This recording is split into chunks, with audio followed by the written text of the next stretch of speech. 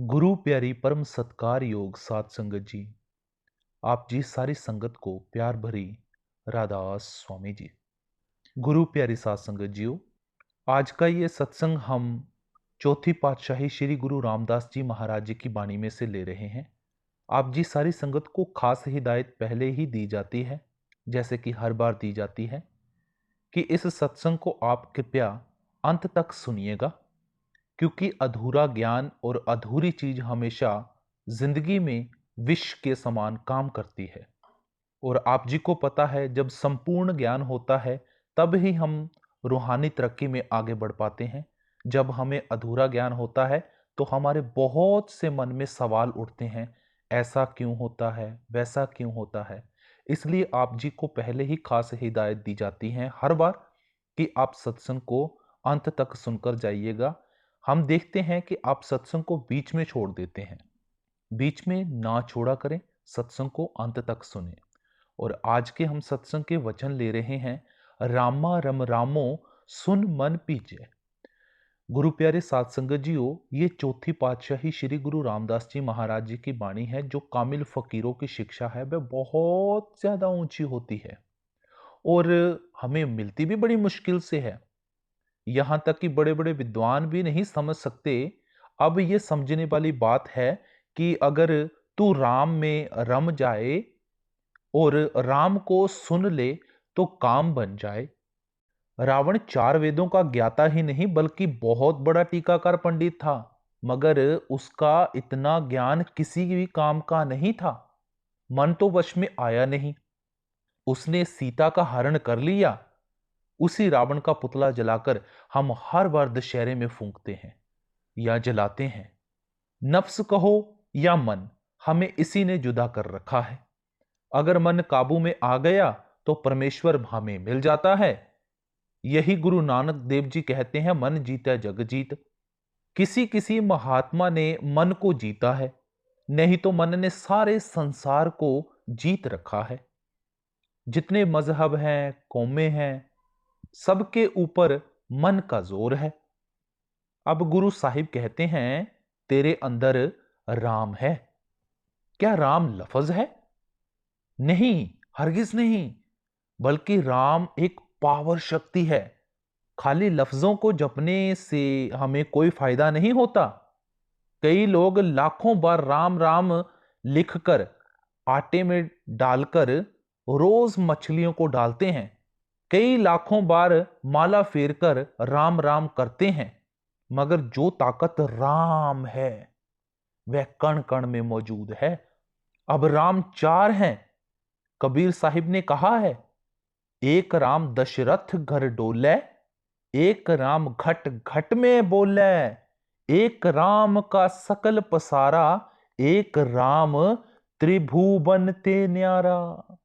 एक महाराजा दशरथ के बेटे रामचंद्र जी त्रेता युग में हुए हैं, जिन्होंने हिंदुस्तान पर राज्य किया और चले गए। यहां हम उनका जिक्र नहीं कर रहे।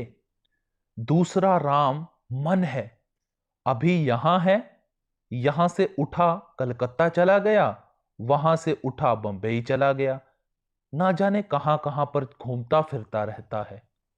वहां से उठा किसी और जगह चला गया, ना सोते ना जागते, ये अंदर बैठता ही नहीं। जो पाप पुण्य करता है वह तो अंदर आ जाते हैं, मगर ये खुद बाहर ही बाहर रहता है। ये जागते हुए भी बाहर है और सोते हुए भी बाहर है। तीसरा राम ब्रह्मा है, जो सारी सृष्टि को पैदा करता, पालता और मारता है। चौथा राम सतनाम है। सारी दुनिया की मजहबी किताबें उसकी महिमा करती हैं, मगर वह किसी जबान में नहीं आ सकता। ना अरबी, ना तुर्की, ना फारसी, ना अंग्रेजी और ना कोई और। वह किताबों में नहीं, मगर किताबें उसकी महिमा करती हैं। अगर उन किताबों को कहें कि लाओ, तो वे कहती हैं कि तेरे अंदर है। गुरु अर्जुन देव जी कहते हैं, सब किछ घर में बाहर नहीं, बाहर टोले सो भरम भुलाही।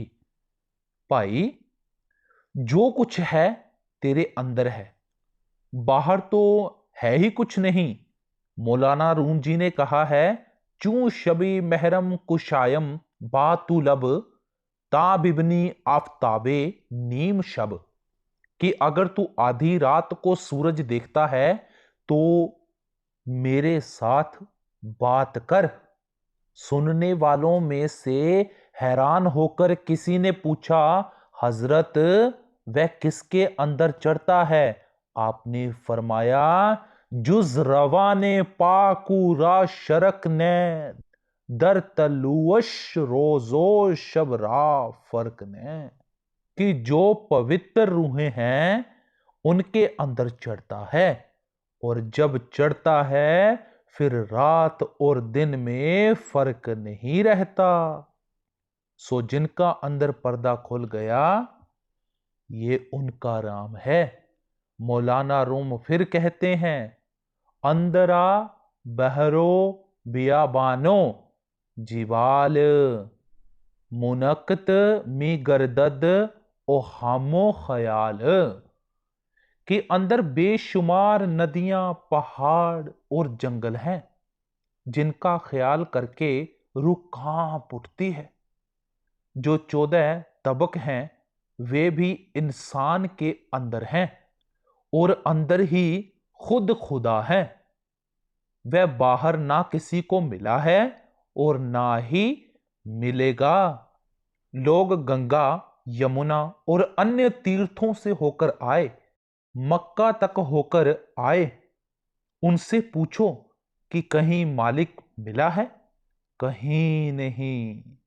फिर कहते हैं, ई बिया वा दर बिया वा हाय ऊ हमचू अंदर बहरे पुर यक तारे मुंह, कि अगर हमारी ये दुनिया उस दुनिया में ऐसे है जैसे समुंदर में एक बाल। फिर कहते हैं, नर्द वहां इस्त पिनाह दर जहां पाया पाया ता अनाने आसमां, कि हर एक आसमानी मंजिल पर चढ़ने के लिए सीढ़ियां लगी हुई हैं, अंदर रास्ता है। अब कहते हैं, जिसके अधीन इस दुनिया जैसी करोड़ों दुनिया है, फकीर उसे राम कहते हैं। फिर कहते हैं कि वह राम तेरे अंदर है, तू अपनी रूह को उस राम के अंदर ले जा, यानी उस राम में रम, उस बागे इलाही को सुन। अब ये गूंगे की मिठाई है। सो जब तू उस बांग को सुनेगा, मन काबू में आ जाएगा। इसके सिवाय और कोई दवा है नहीं। मन हमारा तो लज्जत का आशिक है। अगर आपने मन को वश में करना है तो यहां तक शरीर को खाली करके पहली मंजिल तक आ जाओ। वहां पर अमृत बरस रहा है। जब मन उसको पिएगा, उसकी लज्जत लेगा, तो दुनिया की लज्जतें छोड़ देगा, क्योंकि उस लज्जत से बढ़कर और कोई लज्जत है ही नहीं। अब ये शिक्षा सारे आलम, सारे संसार के लिए, चाहे कोई हिंदू होकर अंदर चला जाए, चाहे मुसलमान होकर भाई अंदर चला जाए, या किसी और मजहब का क्यों ना हो, राह सबके लिए एक ही है। जिस तरह हमारे हाथ, कान, नाक एक जैसे हैं, पर हमारी बोली अलग अलग है, हमारे मजहब अलग अलग हैं, उसी तरह वह देश सबके लिए एक जैसा है। आगे कहते हैं, हर हर नाम अमृत रस मीठा गुरमत सहजे पीजै। कहते हैं, वह जो परमात्मा का नाम है अति मीठा और अति प्यारा है, और सबके अंदर है। जब कोई अंदर जाने वाला पूरा गुरु, कामिल मुर्शिद या रूहानी शिक्षक इस जीव को मिले और अंदर जाने का रास्ता बताए, ये मेहनत करके पर्दा खोले, रूहानी मंडलों पर चढ़े और अंदर नाम की लज्जत ले, तब मन वश में आ जाएगा। फिर मन दुनिया की लज्जतों से मुंह मोड़ लेता है। जब ये एक बार मेहनत करके अंदर चला जाए, तब इसका जन्म मरण खत्म हो जाता है, रूह का परमात्मा से मिलाप हो जाता है और इंसानी चोले में आना सफल हो जाता है। आगे क्या कहते हैं? कासट मह जियो है, बैसंतर मथ संजम काड़ कड़िज। अब गुरु रामदास जी बड़े प्यार के साथ कहते हैं, सारी दुनिया परमात्मा को बाहर खोजती है, कोई जंगलों में, कोई पहाड़ों में, कोई सरोवरों में, मगर वह इनमें नहीं, बल्कि आपके अंदर है। जैसे लकड़ी में आग होती है, हमारी लकड़ी की चारपाई होती है और अन्य चीजें लकड़ी की होती हैं। अब मैं लकड़ी के तख्त पर बैठा हूं, मगर लकड़ी हमें जलाती तो नहीं। अगर एक लकड़ी नीचे और एक ऊपर रखकर रगड़ें तो अग्नि प्रकट हो जाएगी। इसी तरह चाहे परमात्मा हमारे अंदर है, मगर बिना मेहनत के नहीं मिलता। जब तक ये जीते जी नहीं मरता, वह मिलता नहीं। मगर ये जीते जी मरना पसंद नहीं करता। यही हदीस कहती है, मुतु कवल अनतु मुतु, कि मरने से पहले मरो। गुरु नानक देव जी ने भी कहा है, नानक जीवतियां मर रहिए, ऐसा जोग कमाइए। फिर कहा है, मोया जित घर जाइए, तित जीवदियां मर मार। बिना जीते जी मरे नाम प्रकट नहीं होता। जिस तरह मेहनत से लकड़ी में से आग निकलती है, इसी तरह वह नाम भी मेहनत करने से जलवा दिखाता है। आगे कहते हैं, राम नाम है जोत सबाई, तत् गुरमत काड़ लैजै। कहते हैं, अगर तुम राम राम कहो तो वह राम नहीं मिलता, क्योंकि वह लफ्ज नहीं, वह राम नूर है, पावर या शक्ति है, सार वस्तु है, सारे खंडों ब्रह्मांडों की जानों की जान है। उसे तुम ईश्वर कहो, परमेश्वर कहो, खुदा कहो, या उसका कोई और नाम रख लो। दुनिया शब्दों के पीछे झगड़ती है और जो असली चीज है उसे प्रकट नहीं करती। कई लोग सारी उम्र गीता पढ़ते रहते हैं और कोई कोई किताब, लेकिन बना कुछ नहीं। ना रूह अंदर गई और ना मालिक के दर्शन हुए। इसके विपरीत अगर हम मन की मत को छोड़ दें, गुर की मत को ले लें, तो मालिक मिल जाए, हमारा भला हो जाए। मगर यह मुश्किल है। मन अपनी मत नहीं छोड़ता, बल्कि उसको सबसे अच्छी समझता है। जब इंसान फेल होता है तो इसी से होता है।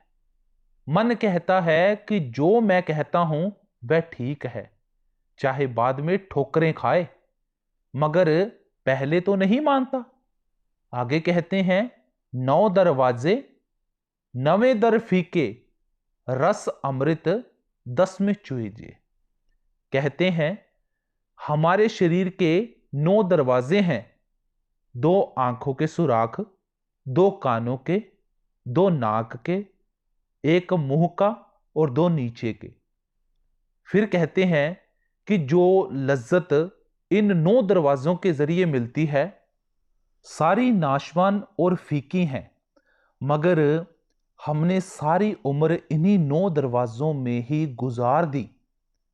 फिर नाम मिले तो किस तरह?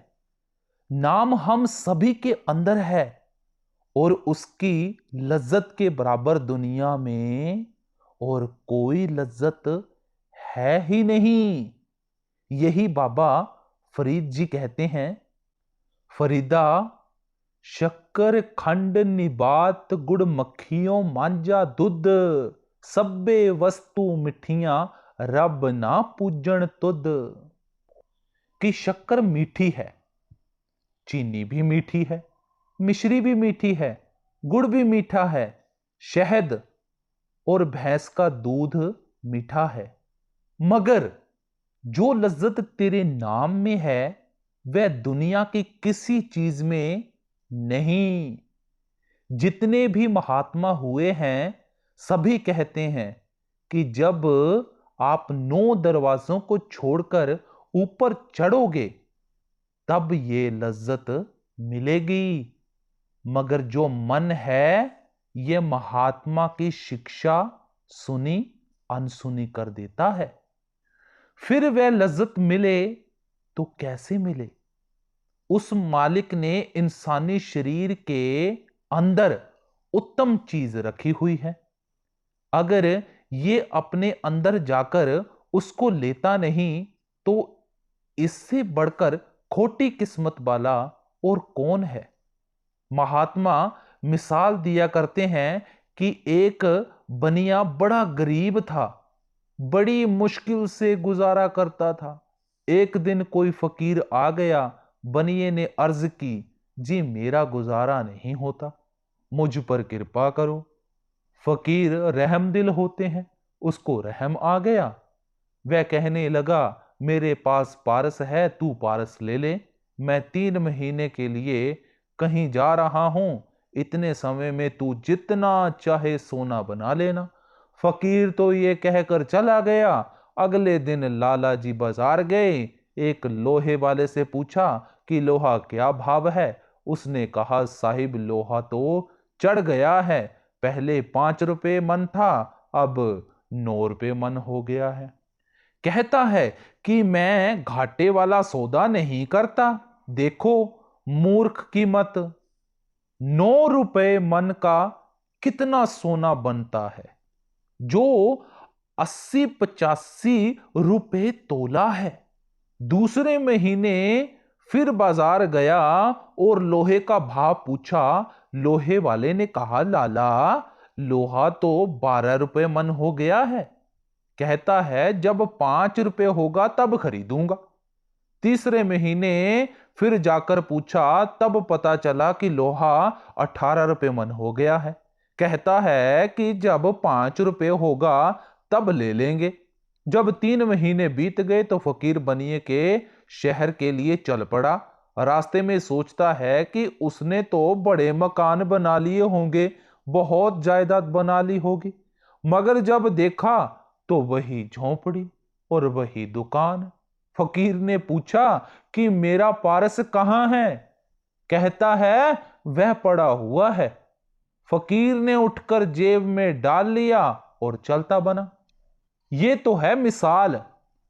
असली पारस कौन सा है? इंसानी शरीर, जो हमें 10, 20, 50, 100 साल के लिए मिला है। हम भोगों को ही लज्जत यानी स्वाद समझते हैं और सारी उम्र इसी में गवा देते हैं। हालांकि ये लज्जत नहीं बल्कि जहर है। जो असली लज्जत है वह मनुष्य के अंदर है और देवता भी उस लज्जत के लिए तरसते हैं। मतलब क्या? कि इसे कदर नहीं।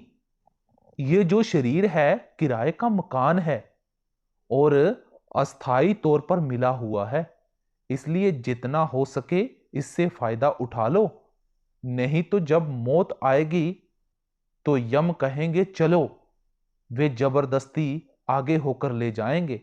मगर हम ये समझते हैं कि हमें नहीं मरना, मरने वाले और हैं। ये शैतानी किसकी है? मन की। जितने झगड़े खड़े किए हैं किसने? मन ने। वरना ना तो कोई कौम हमारी दुश्मन है और ना मजहब। अमेरिका, जापान, जर्मनी और अन्य देशों में किसने लड़ाई करा रखी है? मन ने। नहीं तो सारे भाई भाई हैं। अब कहते हैं कि वह अमृत, वह परमात्मा तेरे अंदर है। जब तू 9 दरवाजे छोड़कर 10वीं गली में चढ़ेगा तब वह मिलेगा। आगे फरमाते हैं, कृपा कृपा कृपा कर प्यारे, गुर शब्दी हर रस पीजे। अब गुरु रामदास जी प्रार्थना करते हैं कि हे मालिक, मैं तुझसे 2 चीजें मांगता हूं। एक मुर्शिद का मिलाप, दूसरा तू। अगर रब मिल गया तो बाकी सारी चीजें आ गईं। अगर दात मांगी और वह खत्म हो गई तो फिर मांगने की जरूरत पड़ गई। इसके विपरीत दाता को पाने के बाद फिर किसी चीज की जरूरत ही नहीं रहती। हरी रस आबे हयात को कहते हैं, वह इसके अंदर है। अब कहते हैं कि मैं कामिल मुर्शिद और तेरे सिवाय कुछ भी नहीं मांगता। आगे कहते हैं, काया नगर नगर है नीको, विच सौदा हर रस कीजै। कहते हैं जिस तरह इंसान का शरीर है, इसके अंदर एक बड़ा भारी शहर है। फिर इसमें ब्रह्मा, पार ब्रह्मा, देवता, फरिश्ते, कुल मालिक, यहां तक कि सारी दुनिया है। इसे चाहिए कि किसी पूर्ण गुरु या कामिल मुर्शिद से मार्ग लेकर उस शहर में दाखिल हो जाए और सौदा खरीद ले। अब सवाल पैदा हुआ कि सौदा क्या खरीदना है? कहते हैं कि परमात्मा। और सौदा कौन सा है? जो सौदा अच्छा लगता है वह वही खरीदते हैं। इसी तरह अंदर जाकर हम परमात्मा का नाम ही खरीदेंगे, क्योंकि इससे बढ़कर और कोई प्यारा सौदा नहीं है। अब कहते हैं कि आदमी से बढ़कर कोई रचना नहीं। यहूदी कहते हैं कि परमात्मा ने इंसान को अपनी शक्ल पर बनाया है। हिंदू कहते हैं कि ये नर नारायणी देह है। इसी तरह मुसलमान कहते हैं कि ये अशरफुल मखलूकात है। अगर ऐसे शरीर को पाकर पर्दा नहीं खोलता तो इससे बढ़कर और क्या बदनसीबी है। आगे फरमाते हैं, रतन लाल अमोल अमोलक सतगुर सेवा लीजै। कहते हैं जो इसके अंदर जोहर है, ताकत है, लज्जत है, वह कब मिलती है? फिर खुद ही जवाब देते हैं कि यह दौलत कामिल मुर्शिद की सेवा से मिलती है। मगर मुर्शिद शिष्य की एक पाई भी नहीं लेता, क्योंकि मुर्शिद दाता होता है, मांगता नहीं। बाकी रही तन की सेवा, एक नौकर रोटी बनाने के लिए और एक अन्य सेवा के लिए। सेवक है लाखों की संख्या में, असली सेवा गुरु का हुक्म मानने की है। वह कहता है कि 9 द्वारों से ऊपर आओ, मैं आगे खड़ा हूं। फिर वह हर मंजिल पर तुम्हारे साथ होगा।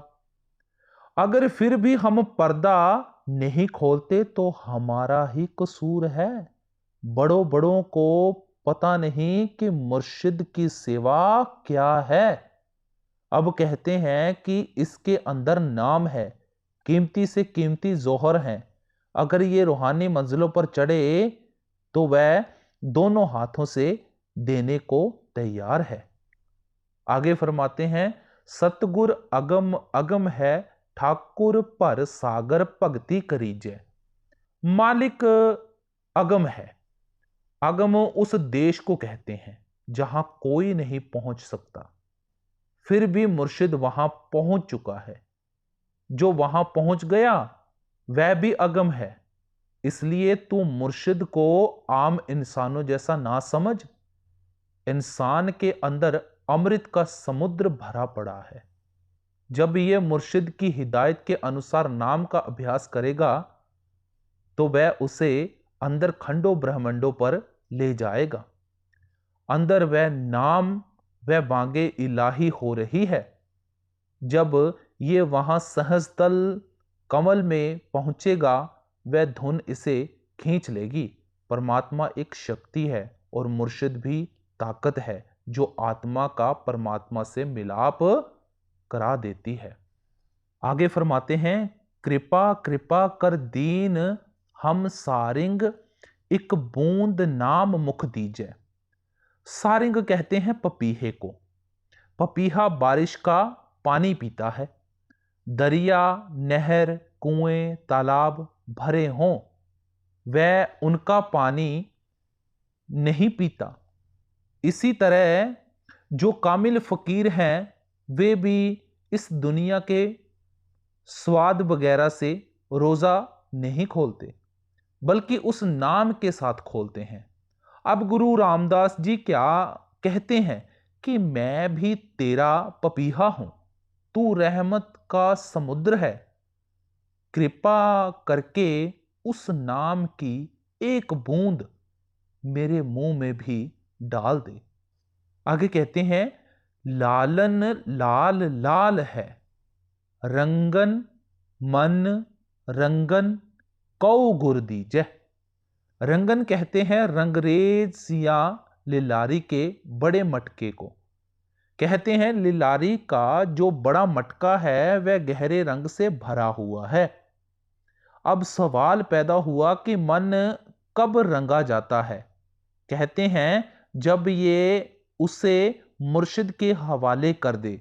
लिलारी यानी गुरु तो कहता है कि लाओ दे दो मन, मगर ये जीव देता नहीं।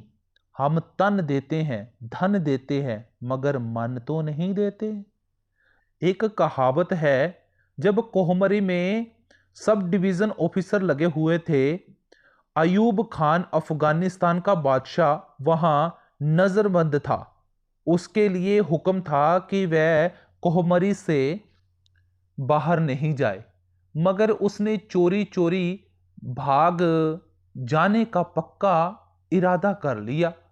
अगर कोहमरी से 30 मील दूर चले जाओ तो अंग्रेज नहीं पकड़ सकते। उसने घोड़े वगैरह का इंतजाम कर लिया। जो उसकी बड़ी बेगम थी, बाल बच्चों वाली थी, उसका उससे प्यार था। उस बेगम को कहकर गया कि मैं इस वक्त भागूंगा, तू फिक्र मत कर, मैं तुझे जल्दी ही बुला लूंगा। वह सीआईडी की मुखबिर थी। 1500 रुपये माहवार तनख्वाह लेती थी।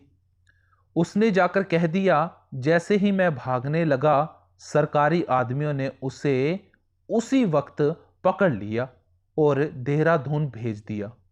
सो उस बेगम ने मन नहीं दिया। अब कहते हैं जो सतगुरु है वह रंगरेज है। वह किसे रंगता है? जो अपना मन उसे दे दे, यानी उसकी रजा में राजी रहे। हम राजी ब रजा नहीं रहते, फिर वह किस तरह रंगे? आगे फरमाते हैं, राम राम राम रंग राते, रस रसीक गटक नित पीजै। कहते हैं जो राम के रंग में रंगे हुए हैं उनसे पूछो कि राम की क्या लज्जत है। इसके विपरीत जो बाहर बैठे हुए हैं उनको क्या पता। जब मैं नौकरी में था, हमारे यहां एक मिस्त्री था। हमारी राह में कब्रिस्तान पड़ता था। हम जब काम से वापस घर आते, कब्रिस्तान से होकर घर आते, वह मिस्त्री वहां आकर फातिहा पढ़ता और कहता कि एक दिन आपके अंदर आकर समाना है। वह हर रोज ऐसा ही कहता था। एक दिन कुछ बदमाशों ने देखा और विचार किया कि आजमाना चाहिए कि ये ऊपर ऊपर से कहता है या सच्चे दिल से कहता है। जब उसने हाथ उठाकर फातिहा पढ़ा और कहा कि भाइयों एक दिन आपके पास ही आना है, तो उन्होंने कहा आज ना आना, तो वह औजार छोड़कर डरकर भाग गया। सो जिनका इस प्रकार का कच्चा विश्वास है, उन्हें क्या मिलेगा? बदमाशों ने छिपकर आवाज दी थी, मगर मिस्त्री ने सोचा कि कब्र में से आवाज आई है। क्या मुर्दा उसे खा जाता? नहीं, हरगिज नहीं। अब कहते हैं, जो परमात्मा के रंग क्या नाम के रंग में रंगे गए, वे मस्त हो गए। किसी फकीर ने कहा है, कारा किह खबर शुद्ध खबरश बाज नियामदद। जिनको उस रब की खबर हो गई, फिर उनकी खबर नहीं मिली। आगे फरमाते हैं, वस्तुधा सपद दीप है सागर कड़ कंचन काड़ तरीजय। अब गुरु साहिब कहते हैं कि ये जो हमारा भूमंडल है, इसमें 7 ही द्वीप हैं और 7 ही समुद्र हैं, यानी 7 हिस्से सूखे हैं और 7 ही हिस्से पानी के हैं। अगर 7 समुद्रों और 7 द्वीपों का सोना निकाल कर ढेर लगा दें और एक तरफ राम को रख दें, फिर रब के प्यारों से पूछें कि सोना लेना है या रब का नाम लेना है, तो वे क्या उत्तर देते हैं, ये आगे बताते हैं। मेरे ठाकुर के जन इन्हों ना बाछे हर मागह हर रस दीजै। वे कहते हैं कि हमें तो नाम ही चाहिए। अब ये सारा सामान आदमी के अंदर है, सो कहते हैं कि परमात्मा ने इतनी ऊंची दौलत इसके अंदर रखी हुई है, मगर ये फिर भी नहीं निकालता। फिर कहते हैं, जो नाम के आशिक हैं, हरि रस के आशिक हैं, वे नाम ही मांगते हैं। वे कहते हैं, मालिक हमें तू ही चाहिए। साकत नर प्राणी सद भूखे नित भूखन भूख करीजै। कहते हैं, जिनका मन नाम के रंग में नहीं रंगा गया, वे दुनिया के बंदे और दुनिया के मुरीद हैं और हमेशा भूखे रहते हैं। ना अंदर गए, ना पर्दा खोला, ना लज्जत आई। अब आते हैं अंत की कड़ियों में। धावत तावत ताए तावह प्रीत माया लख कोसन कियो बिथ दीजै। कहते हैं, जो परमात्मा के आशिक हैं और जो दुनिया के बंदे हैं, उनमें करोड़ों कोस का फासला है। परमात्मा के आशिक परमात्मा को मांगते हैं और दुनिया के बंदे दुनिया को मांगते हैं। फिर उनका ख्याल मिले तो कैसे? हर जन उत्तम किया उपमा तिन्ह दीजै। कहते हैं, दुनिया में 2 चीजें पवित्र हैं, एक रब, दूसरे रब के आशिक। बाकी सारे दुनिया नाशवान है। अब सवाल करते हैं कि जो रब के आशिक हैं, उनकी क्या तारीफ करें, उनको क्या पदवी दें? फिर खुद ही जवाब देते हैं अंत की कड़ी में, राम नाम तुल और ना उपजा जन नानक कृपा करी जय। हम उन राम के प्यारों को राम ही क्यों ना कह दें। जिस तरह बूंद सागर में मिलकर सागर हो जाती है, इसी तरह रब के प्यारे रब में मिलकर रब का रूप हो जाते हैं। रूह अमरे रब्बी है, इसको तरक्की करके रब में मिलना है और कोई ठिकाना है ही नहीं। गुरु प्यारी साध संगत जीओ, आज का सत्संग हमें राम शब्द के बारे में और असली राम के बारे में समझाया गया है कि असल राम क्या है और हमें इस चीज से हिदायत लेनी चाहिए। इसीलिए आपको पहले ही शुरुआत में हिदायत दी जाती है कि गुरु प्यारे साध संगत जीओ, आपसे विनती की जाती है कि इस सत्संग को पूरा सुने। इसीलिए बार बार विनती की जाती है, क्योंकि अधूरा ज्ञान कभी भी नहीं लेना चाहिए। जब संपूर्ण ज्ञान होगा, तभी हम आगे बढ़ पाएंगे, रूहानी तरक्की में आगे बढ़ सकते हैं, नहीं तो नहीं। तो गुरु प्यारी साध संगत जी, आप जी को बाबा जी महाराज की तरफ से बहुत बहुत प्यार और आशीर्वाद। मिलते हैं एक नए सत्संग के साथ कल आपको। राधा स्वामी जी।